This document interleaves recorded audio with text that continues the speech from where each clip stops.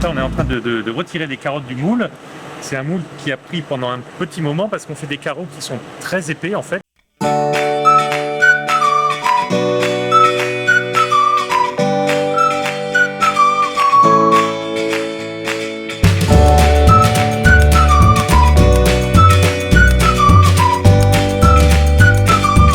Été validé sur la base d'un échantillon et d'un photomontage en fait. Donc la matérialisation, la réalisation du vrai prototype, on vient juste de la commencer. On a fait la maquette en plâtre, on a fait le premier moule et là c'est le premier tirage, la première pièce en porcelaine conforme au plan qu'on a proposé et qu'on a présenté dans l'appel d'offres.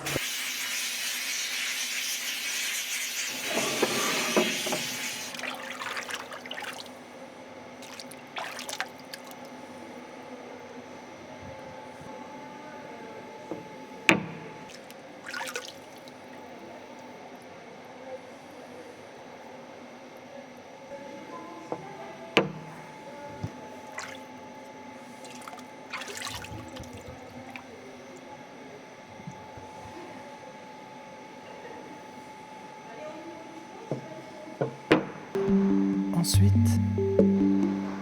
Pour les jardinières, ils sont bien dans le four. Il n'y a pas mes pots, hein. L'intérêt du métier est de découvrir le lendemain ce qu'on a pu... Qu'est-ce que vous allez regarder en premier là? Alors déjà, si rien n'est tombé, si tout est en place, ça ne s'est pas trop déformé, et puis on aperçoit les... voilà. Première pièce. Bon, le blanc ça va. Le blanc c'est bon, c'est ce qui est le plus facile. Le blanc est bon. Et puis les couleurs.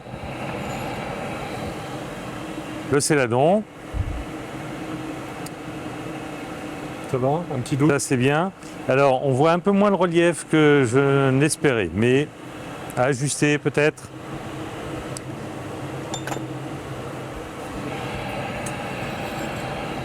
Et puis le bleu de four, qu'on peut peut-être intensifier un petit peu.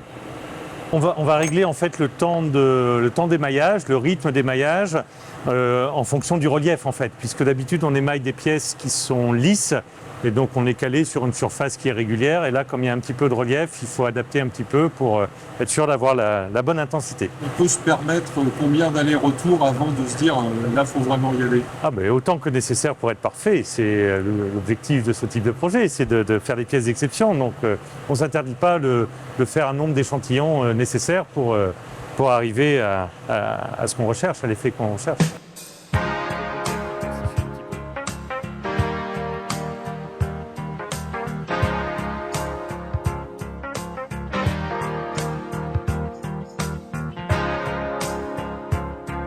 Alors le blanc, c'est la couleur de la porcelaine. On identifie le matériau grâce à la couleur blanche, donc c'est important d'avoir cette teinte qui permet d'identifier la matière. Le bleu de four, c'est une couleur aussi emblématique de l'histoire de beaucoup de collections de porcelaine de Limoges. Et donc, du coup, on fait écho également au projet à Otsugi, où on avait fait le projet de jalonnement d'objets en bleu de four à l'intérieur de la ville de Limoges. Et donc, ce sont aussi des couleurs emblématiques. Le bleu de four, c'est l'excellence de Limoges? C'est une couleur qui est très compliquée à obtenir, c'est une couleur très exigeante, donc du coup effectivement ça fait partie des couleurs qu'on utilise sur les pièces d'exception.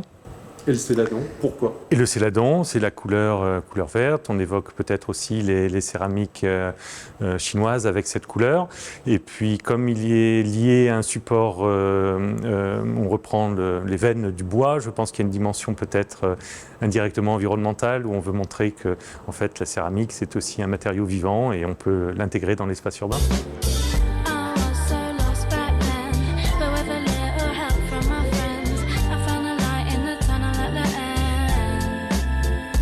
En fait, ces trois couleurs sont dans les tons de camailleux, bleu, vert, céladon et blanc qui rappellent en fait les coloris que l'on a au pavillon du Verdurier. On est toujours du coup dans ces mêmes coloris. C'est la continuité d'une opération lancée il y a plusieurs années. La ville de Limoges, donc, est ville créative de l'UNESCO depuis octobre 2017.